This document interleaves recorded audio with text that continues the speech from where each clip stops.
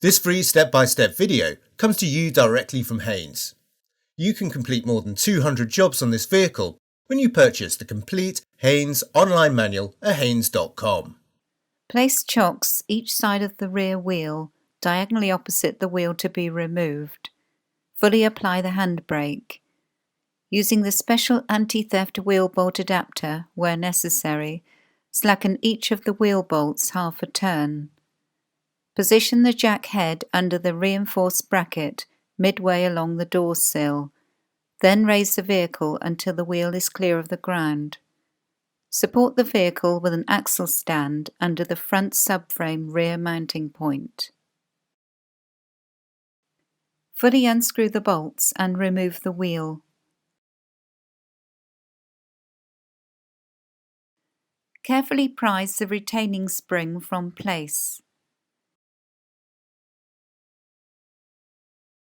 Remove the plastic caps, then using a 7mm Allen key or bit, slacken and remove the upper and lower guide pins.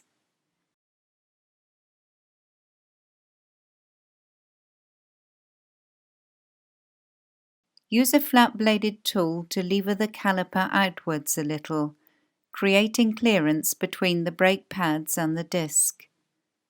Slide the caliper from place and unclip the inner brake pad from the piston. Suspend the caliper from the suspension strut using a length of wire to prevent straining the rubber hose. Prise the outer pad from the mounting bracket. Measure the brake pad friction material. If any pad is worn down to 3mm or less, all 4 front brake pads must be renewed. Clean the mounting bracket and the caliper with a brush and brake cleaner. Check the caliper piston dust seal for damage or deterioration. Check that the guide pins are an easy sliding fit in the caliper without excessive play. If new pads are to be fitted, the piston must be pushed fully back into the caliper body. This is best achieved with a piston retraction tool, although a G-clamp will suffice. As the piston is retracted, keep an eye on the fluid level in the master cylinder reservoir. Remove any surplus fluid with a syringe or similar. Apply a little high-temperature grease to the bracket contact points on the inner pad backing plate.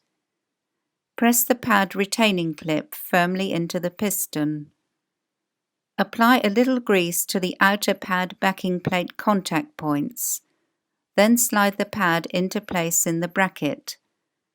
Ensure the friction material is against the disc face.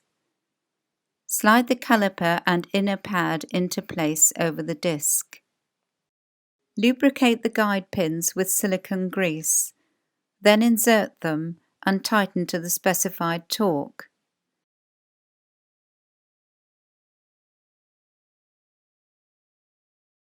Refit the plastic caps.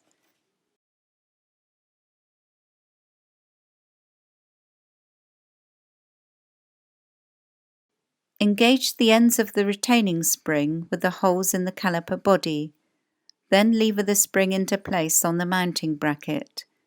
Check to ensure the spring is correctly fitted.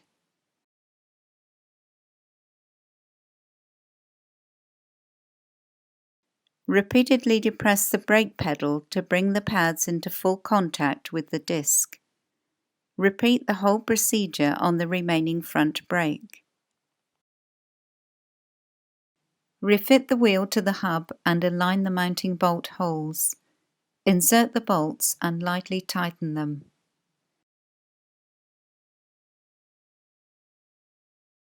Remove the axle stand and lower the vehicle to the ground. Tighten the wheel bolts to the specified torque.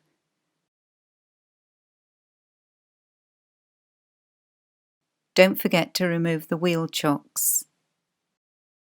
Open the driver's door and pull the bonnet release handle. Lift the safety catch and open the bonnet. The brake and clutch fluid reservoir is located at the rear of the engine compartment. The fluid level must be between the maximum and minimum marks at all times. If topping up is necessary, clean the area around the top of the reservoir, then rotate the filler cap anti-clockwise and remove it. Add new DOT4 fluid from a sealed container. Securely refit the filler cap.